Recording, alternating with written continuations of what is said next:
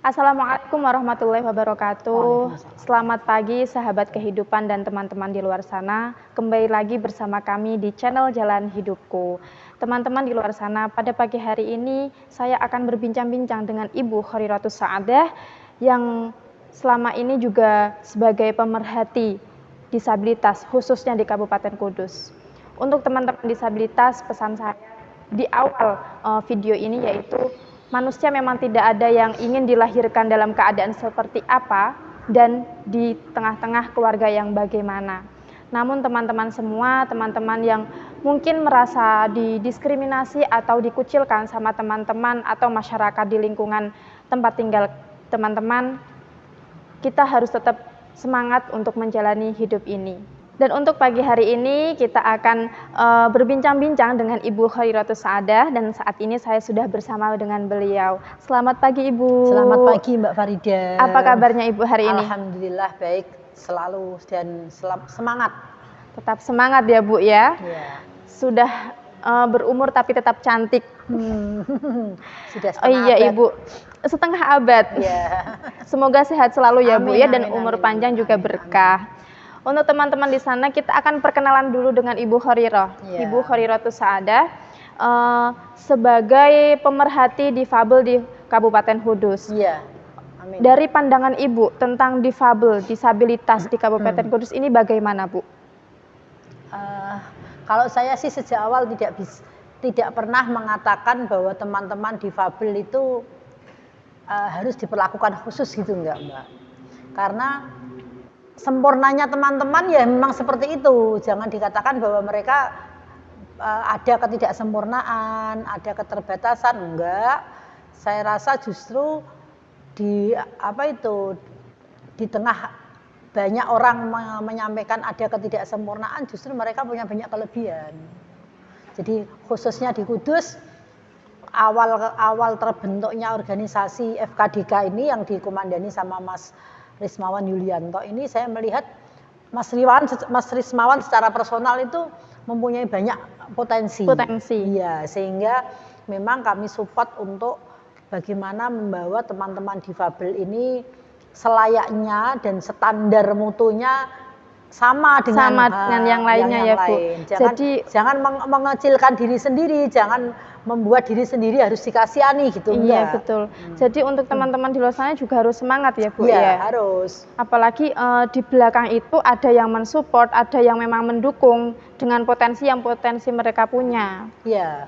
Dan untuk itu Bu, selama ini sebagai pembina FKDK atau pemerhati difabel, apa sih yang membuat Ibu itu bergerak hati dan memfokuskan diri kepada teman-teman disabilitas? Ya kayaknya karena ini saya melihat teman-teman ini secara IQ kecerdasannya di atas rata-rata. Saya melihat itu Mbak. Jadi yang kedua, kepercayaan dirinya sudah mulai tumbuh sehingga mereka hanya membutuhkan wadah, membutuhkan sebuah apresiasi atau mungkin sebuah kesempatan ya betul sekali untuk mengaktualisasikan diri. Betul sekali Ibu. Sehingga ini perlu dibuat sebuah organisasi yang legal, yang formal, yang memang kedepannya itu mampu untuk menampung kegiatan-kegiatan teman-teman difabel. Berbicara tentang kesempatan Bu ini, kesempatan dan ruang untuk teman-teman disabilitas dan juga tentang isu-isu disabilitas itu kan juga tentang hak mendapatkan pekerjaan, pendidikan yang layak. Ya. Apakah menurut Ibu pemerintah ini sudah memberikan ruang dan kesempatan yang baik untuk teman-teman disabilitas? Gini Mbak Farida, saya bicara tentang Kudus ya. Iya. Kalau Kudus ini beberapa perusahaan sudah mulai ada kepedulian. Cuman kalau memang tidak disupport oleh pemerintah daerah, mungkin dalam sisi regulasi yang mereka harus wajib untuk mentaati dan merealisasikan, mungkin juga perusahaan kan pertimbangannya untung dan rugi, profit kan begitu. Cuman kembali kepada teman-teman difabel sendiri. Kalau memang mereka layak untuk diberi kesempatan, tentu mereka akan mampu menunjukkan skillnya. Artinya perusahaan itu kan tidak memandang keterbatasan fisiknya, tetapi juga bisa menggunakan otaknya teman-teman FKDK, IQ-nya, kemampuan untuk yang lainnya kan begitu. Sehingga makanya kemarin apresiatif sekali kepada Mas Rismawan Yulianto selaku Ketua FKDK yang memberikan pelatihan tentang internet, pelatihan komputer juga ya Bu kabarnya ya ke teman-teman difabel, sehingga memang selayaknya ya begitu, teman-teman difabel bisa kok di depan laptop kemudian main internet kemudian mendapatkan uang kan juga bisa, tidak harus menggunakan fisiknya yang memang terbatas kan begitu. Nah, khusus Kudus sendiri tentu harus ada kegiatan atau informasi yang masif, terstruktur, sehingga semua perusahaan-perusahaan di Kudus ini proporsional, memberikan kesempatan kepada teman-teman FKDK menunjukkan atau mengaktualisasikan dirinya, karena mereka juga punya keluarga, punya beban dan tanggung jawab kan begitu. Kalau perusahaan menutup mata terhadap kondisi ini ya mungkin ada instansi yang berkompeten untuk ngilokke. Misalnya mohon maaf ya, ada perusahaan yang mendiskriminasi terhadap teman-teman FKDK. Ya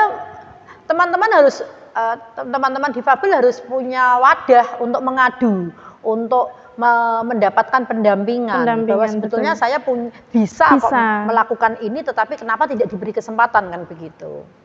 Betul sekali Ibu. Dan memang teman-teman atau perusahaan di luar sana itu juga harus pikirannya terbuka, matanya juga terbuka luas ya Bu, untuk melihat potensi-potensi yang dimiliki oleh teman-teman difabel itu tidak kalah dengan teman-teman yang lain ya Bu, karyawan-karyawan yang lain. Nah selanjutnya Bu, tentang pendataan Bu, ini juga terkait dengan isu-isu disabilitas di Indonesia khususnya.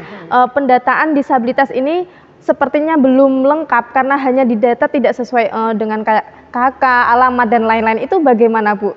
Sebenarnya itu menurut Ibu bagaimana? Saya belum punya informasi real tentang itu ya, tetapi tentu pendataan ini kan terkait dengan petugas sensus dan sebagainya kan begitu. Untuk itu Mbak Farida, justru proaktifnya teman-teman difabel sendiri itu yang harus kembali lagi ke teman-teman difabel ya Bu ya. Mereka bahwa saya ini punya hak yang sama kan begitu. Harusnya data saya juga masuk dong. Saya juga warga negara, saya juga punya kendaraan yang bayar pajak misalnya, semua hak dan kewajiban sudah saya lakukan. Berarti hak saya juga harus saya minta kan begitu.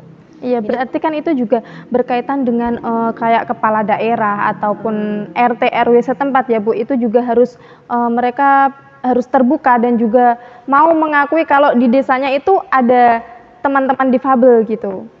Tidak hanya sekedar mau mengakui Mbak Farida, tetapi juga mereka tahu apa sih yang harus mereka perjuangkan, apa sih yang harus mereka berikan kepada teman-teman difabel itu sesuai dengan haknya, sesuai dengan potensi yang dimilikinya, sehingga justru para pemangku kebijakan itu sedikit memprioritaskan.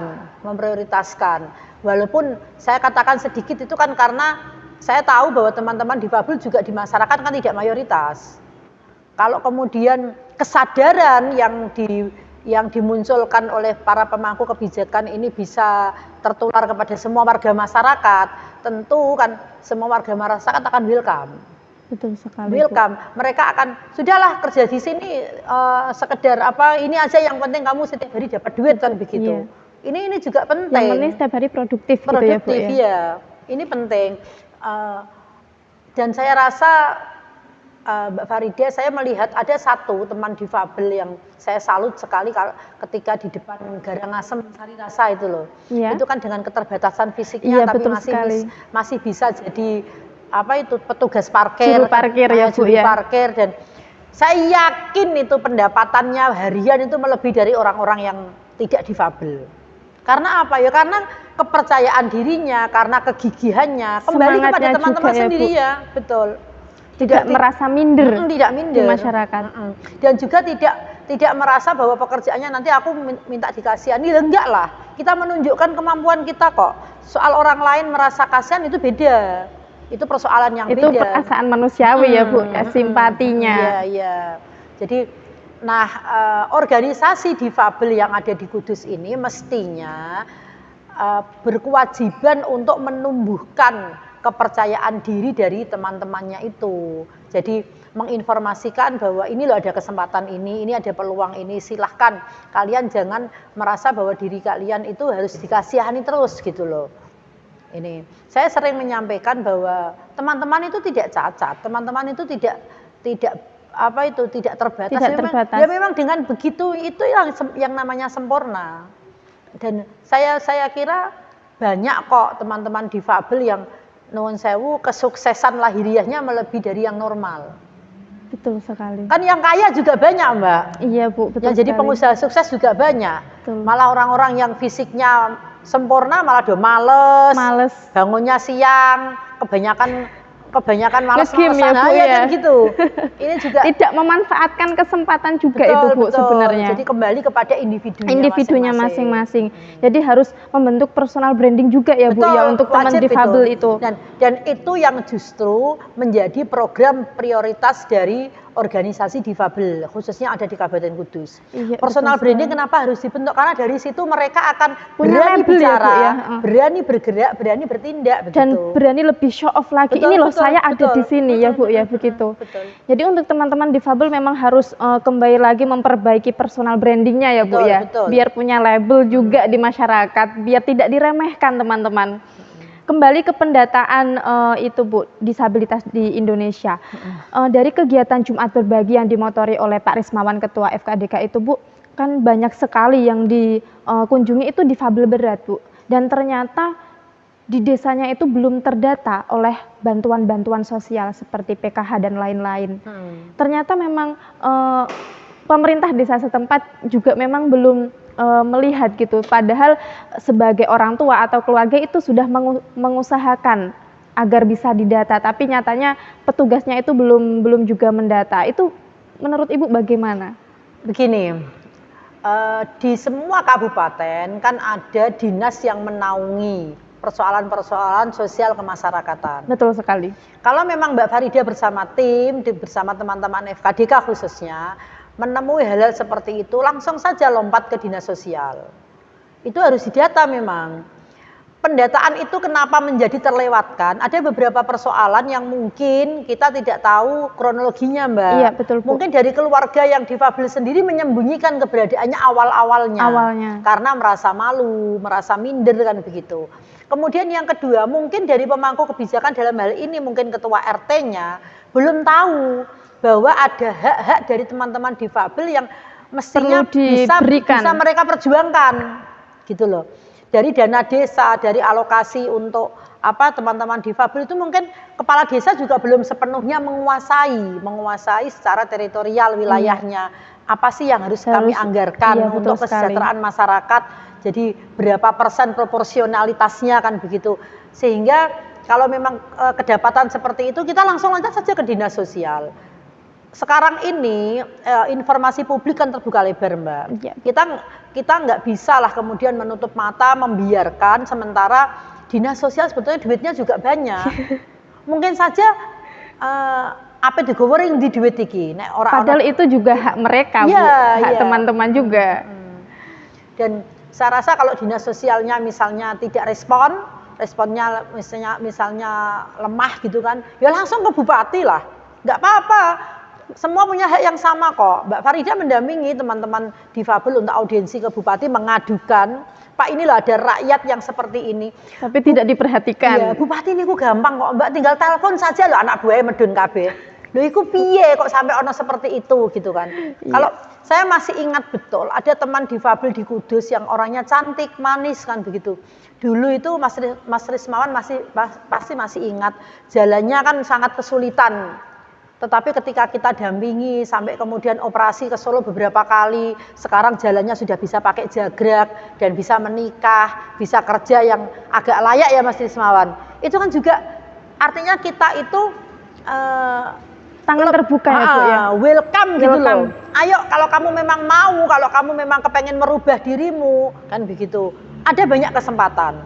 Mentalnya dibentuk dulu teman-teman difabel ini. Kadang-kadang nanti aku operasi kondisi gini kalau gagal bagaimana? Tapi apakah mereka mau hidup dalam kondisi seperti tanpa ikhtiar? Iya, betul kan sekali. Begitu, harus ikhtiar. Ternyata yang dulu jalannya kesulitan, dioperasi 2-3 kali bisa pakai jagrak, bisa normal seperti orang kebanyakan kan ya seneng. Akhirnya alhamdulillah dapat jodoh kan begitu, wajahnya cantik, orangnya bisa jahit, ternyata pinter. Hanya perlu kesabaran, kegigihan untuk merubah dirinya sendiri kan begitu. Wadul lah Bupati, tidak apa-apa. Mbak Farida sebagai yang mendampingi teman-teman difabel di Kudus, kalau ada kejadian seperti itu langsung lompat aja Mbak ke atas, ngomong sama Bupati. Saya yakin sekarang ini tidak ada satu orang pemimpin pun di Indonesia yang kemudian mengabaikan aduan dari masyarakat. Nggak berani. Masyarakat sekarang ini sudah kritis. Jadi apalagi, mohon maaf, duit ada. Indonesia ini misalnya kalau kita mau jujur ya, orang yang paling kaya di Indonesia itu di Kudus loh. Iya, betul sekali. Loh iya, orang paling kaya di Indonesia itu di Kudus. Kok sampai ada masyarakat Kudus yang belum tersentuh karena kekurangan fisiknya, karena itu yang salah sopo, kan begitu. Jadi kalau memang ada yang belum ke data ataupun belum apa Bu? Kelurahannya itu memang kita harus langsung ke dinas sosial ya Bu. Itu enggak apa-apa ya Bu ya? Enggak apa-apa, harus berani juga ya Bu. Harus memperjuangkan hak-hak teman-teman disabilitas. Malah Mbak Farida kalau memang kesulitan misalnya di desa mana, saya di Timbali juga mau kok lapor ke kepala desa. Pak Inggi, ini tolong didaftarkan, ini rakyatnya jenengan. Memang harus begitu. Kadang-kadang Mbak, kita itu kelihatan aktif bergerak di kegiatan sosial, tetapi kurang pas sasarannya ketika kita tidak peka. Hanya yang penting difoto, kita ono kegiatan. Yang penting dokumentasi, laporan gitu ya Bu ya. Begitu. Tetapi targetnya, sasarannya kurang pas. Kalau memang ada yang kelewatan, justru itu yang harus kita perjuangkan. Karena pasti ada kronologinya. Kenapa kok sampai terlewatkan? Berarti itu buat PR, menjadi PR untuk kita ya teman-teman. Bukan hanya kita, tapi juga teman-teman di luar sana harus lebih show off lagi ya Bu ya, tentunya. Jadi mungkin akhirnya ada yang mendengar bahwa wah Jalan Hidupku atau FKDK ini kok kegiatannya bagus ya, positif. Kok belum pernah sampai ke desa saya ya, padahal di desa saya ada yang seperti ini kondisinya kan begitu. Nah ini kan juga saling tukar informasi. Ya, betul sekali. Jangan kemudian sebagai penyambung lidah ya Bu ya. Ya. Dan saya berharap memang di Kudus nanti ada tonggak sejarah 1-2 orang terpilih menjadi anggota dewan dari teman-teman difabel. Kan teman-teman difabel tadi saya bilang secara ekonomi banyak yang sudah mapan. Kalau memang ada kesempatan di salah 1 atau 2 partai politik yang welcome terhadap teman-teman difabel, maju aja jadi anggota dewan. Di situ diperjuangkan regulasinya, semuanya harus mencetak sejarah begitu loh. Dan Kudus harus mampu seperti itu karena menjadi Kudus yang inklusi. Iya, Kudus yang inklusi, Kudus yang layak difabel, Kudus yang terbentuk dari sebuah keyakinan bahwa teman-teman difabel itu bukan orang yang harus dipandang sebelah mata, tetapi seutuhnya gitu loh, seutuhnya dengan segala potensi dan kelebihannya. Kalau bisa Mbak Farida mensupport teman-teman difabel untuk ada yang aktif di partai politik, maju menjadi anggota dewan, kemudian maju menjadi kepala desa, berani menjadi ketua RT, berani menjadi ketua RW, kan begitu? Iya betul sekali. Memang harus mengukir sejarah ya Bu ya, memberi hal-hal yang berbeda tentunya. Betul. Karena memang pemikiran dan juga potensi teman-teman difabel itu ada yang lebih dari teman-teman yang lain ya Bu ya. Banyak sekali. Saya melihat Allah itu adil seadil-adilnya kok Mbak. Satu sisi secara fisik dia terbatas, tetapi pemikiran, otak brilian. Dan itu kita gali betul. Kita beri kesempatan. Nah, seharusnya kepala desa dari mulai kecamatan, dari mulai kabupaten itu nggak sulit kok ngumpulin pengusaha sekabupaten Kudus, misalnya kecamatan ini ada berapa pengusaha, tolong dong sini ketua difabel misalnya, berapa anggotamu yang butuh pekerjaan, usianya berapa, keterampilannya, skillnya apa saja, titip, ya itulah gunanya pemimpin ya seperti itu. Saya nitip ini ya biar bisa kerja. Kalau memang 3 bulan, 4 bulan nggak layak, kamu gaji nggak apa-apa dikeluarin. Tapi kalau memang layak ya dipertahankan. Berarti kan melihat sesuai potensi Bu. Iya, dan ini ketika perusahaan sudah yang minta itu pemangku kebijakan, masa berani membantah? Dan seorang kepala desa, seorang camat, seorang bupati, Ora saru kok memperjuangkan teman-teman difabel kok. Loh, tujuan mereka misalnya manfaat dan fungsi mereka menjadi pemimpin apa kalau tidak mengayomi semua lapisan masyarakat? Ya, betul. Kan begitu. Tanpa membeda-bedakan. Nah, tanpa membeda-bedakan, tolong dong kasih kesempatan ini rakyatku ben kerja misalnya. Ya sekedar jadi penerima tamu masuk nggak bisa, Mbak? Penerima tamu dari mana tamu? Ngisi buku tamu, begitu masa nggak bisa. Sekedar memilah-milah surat keluar, surat masuk, masa nggak bisa. Saya rasa teman-teman difabel diberi kesempatan mampu, sangat mampu. Dan ini mestinya digelurakan di semua segmen begitu loh. Dari mulai pengusaha, dari mulai pedagang, mulai pegawai, semuanya ayo welcome terhadap teman-teman difabel. Dan kalau bupatinya sudah memulai, camatnya memulai, kepala desa memulai, orang yang wani bantah. Dan itu juga kembali lagi ke teman-teman difabelnya, harus semangat. Ketika sudah diberi kesempatan, jangan dilewatkan. Dan ini kritikan Bu untuk teman-teman difabel yang usia produktif. Kritikan atau tips-tips untuk mereka agar lebih semangat lagi, agar lebih maju dan juga melihat peluang-peluang yang ada untuk mereka ambil sebagai mungkin pendidikan atau pekerjaan. Yang pertama, mereka memang sadar tentang personal brandingnya diri sendiri. Yang pertama itu dari sisi keluarga, mereka tidak pernah menunjukkan diri di depan keluarga kecilnya bahwa mereka butuh keluarga banget gitu loh, Mbak. Apa ya bahasanya? Artinya, kowe kudu nulung aku, memang kondisiku seperti ini kok. Jangan itu selalu diucap-ucapin. Itu ya Bu, kayak meminta dikasihani. Nah, itu jangan. Dari mulai lingkungan terkecilnya mereka dulu. Sehingga ketika keluarga kecil di lingkungan kecilnya saja melihat bahwa oh orang itu luar biasa loh, meskipun difabel tapi ternyata potensinya luar biasa. Ini kan akan memberi semangat pada diri kita sendiri. Jadi banyak berkomunikasi dengan orang-orang yang dianggap mampu untuk memberikan solusi terhadap kebutuhan dirinya. Jangan kemudian bergaul dengan orang-orang yang hanya menjadi benalu, orang-orang yang misalnya mungkin memberikan input yang justru melemahkan. Jangan itu yang dihindari. Negatif ya, Bu, ya? Yang itu dihindari. Sebaiknya memang selalu menghadiri forum-forum diskusi yang memotivasi dirinya. Sehingga teman-teman difabel, tapi begini Mbak Farida, orang yang kadang-kadang diberi kesempurnaan fisik sama Allah, itu saja mereka kadang ono gabutnya, ono rasa galau, jenuh. Apalagi teman-teman difabel. Nah itu saya berharap memang ada base camp, ada wadah, dan di situ itu semua disediakan oleh pemerintah daerah. Misalnya mereka butuh pendampingan hukum, ada pendampingan hukum. Mereka butuh pelatihan dari sisi skillnya, ada pelatihan. Di situ diberikan wadah. Apatah misalnya jika tanah 1 hektar saja untuk wadah difabel Kabupaten Kudus itu kan ya iso. Ini PR nih untuk pemerintah ya Bu ya. Memang 1 hektar tanah disediakan di situ yang memang pro difabel kan begitu. Mereka bisa mengasah skillnya, mengasah otaknya, mengasah dirinya, memotivasi dirinya sendiri.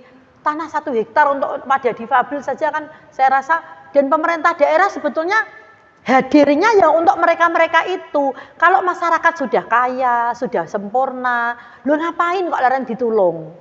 Wong dia rasa ditulung pemerintah wis urip kok. Kan begitu Mbak Farida. Tetapi kadang-kadang orang itu lucu. Jadi pemimpin misalnya malah yang diprioritaskan malah orang-orang yang sudah mapan-mapan. Nah, itu betul sekali. Ya harusnya itu banyak terjadi di lapisan masyarakat. Harusnya saya ini harus memperhatikan, mengangkat teman-teman yang memang butuh perjuangan. Mumpung aku jadi bupati, mumpung aku jadi kepala desa, mumpung aku jadi camat, kan begitu.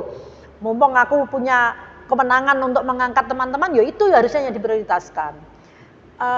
Mudah-mudahan di Kudus nanti siapapun yang nonton podcast ini, baik dari perusahaan-perusahaan besar maupun pemangku kebijakan, memberikan wadah kepada teman-teman difabel, ruang. Sediakanlah lahan 1 atau 2 hektar, dan di situ memang dana CSR perusahaan kan juga gede Mbak. CSR-nya perusahaan gede, di situ diberi ruang. Terus pokoknya siapapun difabel Kudus ini kalau mau belajar apapun ada. Belajar jadi tukang batel pun saya kanggo difabel iso misalnya. Kan di sini ada perusahaan rokok besar. kemudian belajar mahat-mahat untuk gebyok ukir kudus misalnya. Itu pun yuk, nek sekedar mahat sambil duduk, diberi kesempatan kan bisa Mbak. Bisa, sangat bisa. Kemudian apa itu diajarin tentang bikin caping kudus misalnya. Caping kudus sekarang kan sudah mulai langka. Kenapa tidak memberdayakan teman-teman difabel supaya mohon maaf nguri-nguri ya Bu ya. Nah, itu agar tidak punah. Nah, yang diajari siapa? Teman-teman difabel, mereka punya banyak waktu. Mereka punya ketekunan. Modalnya teman-teman difabel kan tekun, Mbak. Tekun, betul sekali. Dan ini juga PR bagi para pemangku kebijakan, khususnya di Kabupaten Kudus. Untuk yang terakhir, Bu, berikan motivasi untuk ibu-ibu juga yang terkadang itu mereka menyembunyikan keberadaan anaknya dan juga merasa malu ketika mempunyai anak yang bisa dikatakan berkebutuhan khusus. Ibu-ibu, anak adalah anugerah kan. Anak itu anugerah dari Gusti Allah. Apapun kondisinya, mestinya yang pertama mempunyai anak itu disyukuri. Karena saya juga nggak punya anak, Mbak. Udah bener, saya itu kan kalau ada orang bilang, kamu mandul ya Bu? Ya mandul. Mau memang dari kecil sampai menikah beberapa kali nggak punya anak. Kalau sudah punya anak, apapun kondisinya, satu harus disyukuri. Yang kedua, kalau ada yang berkebutuhan khusus, konsultasikan pada yang punya kompetensi. Jadi jangan disembunyikan. Anakku kok begini, Bu, konsultasikan. Dan itu ada wadahnya kok. Di puskesmas, kemudian di sekitarnya sajalah. Tanya-tanya, membuka informasi untuk dirinya sendiri sehingga tahu kebutuhan khusus anak saya itu apa. Kebetulan seperti saya di rumah kan ada lembaga pendidikan anak usia dini, Mbak. Saya punya yayasan yang menangani lembaga pendidikan anak usia dini itu banyak anak yang berkebutuhan khusus dimasukkan kepada TK saya, kan begitu. Tapi setelah 1-2 bulan akhirnya kita lokalisir. Anak ini tidak bisa dicampur dengan anak yang biasa, kan begitu. Nah, akhirnya ketika kita lokalisir mereka tumbuhnya dalam jangka 6 bulan bisa nututi kok. Di war dengan yang normal sudah bisa mengikuti. Tetapi ketika mereka mendapatkan perhatian khusus. Nah, kenapa guru bisa melakukan itu? Karena orang tuanya welcome, tidak malu. Iya, betul. Tetapi kalau orang tuanya malu, enggak kok Bu, anak saya normal kok. Itu malah merugikan anaknya. Kasihan anaknya juga ya Bu ya. Kasihan anaknya. Seharusnya mereka bicara terus terang, ngomong apa adanya. Bu, anak saya di rumah kok seperti ini. Guru atau pendidik akan memperkaya ilmunya dan membuka komunikasi, memberikan beberapa solusi. Bu, tolong dari sisi nutrisi, jangan makan ini misalnya. Bu, tolong kalau misalnya mendidik anak caranya seperti ini. Mereka akan bertambah ilmu untuk menghadapi. Kemudian untuk teman-teman yang sekarang ini kebetulan memang sudah difabel. Difabel itu kan ada yang dari lahir. Ada yang karena insiden, ada insiden. Realita hidup itu yang penting bagi kita adalah bahagia. Apapun kondisinya kita itu wajib bahagia. Apapun kondisinya. Nah, bagaimana cara kita supaya bahagia? Yang pertama ya bersyukur. Bersyukur apa? Wong aku kondisinya begini kok bersyukur bubu. Wong aku kondisinya, lah kan hidup. Kan masih hidup. Lah kalau sudah mati, mana bisa kita kemudian ngomong tentang yang lain-lain. Kita masih hidup ini harus bersyukur begitu loh. Kita masih hidup. Saya selalu memotivasi diri saya sendiri Mbak Farida. Kamu nggak punya anak, gimana nggak susah? Enggak lah, wong punya anak juga susah kok. Loh kok bisa? Dari kecil harus ngurmati, kena pipis, kena harus nyekolah, harus mondok, biaya hidup. Harus mikir sampai mereka belum punya rumah, harus bikin ke rumah. Mereka belum punya suami, harus nyari mendidik suami. Anak itu juga nggak mudah ya Bu. Begitu. Sehingga sudahlah, semua tak syukuri. Teman-teman difabel juga begitu. Saya berharap teman-teman membuka front komunikasi gitu loh, ke siapapun. Jangan menutup diri. Nek ono apa-apa cerita. Ora usah ewah, ora usah wedi, gak usah rikuh.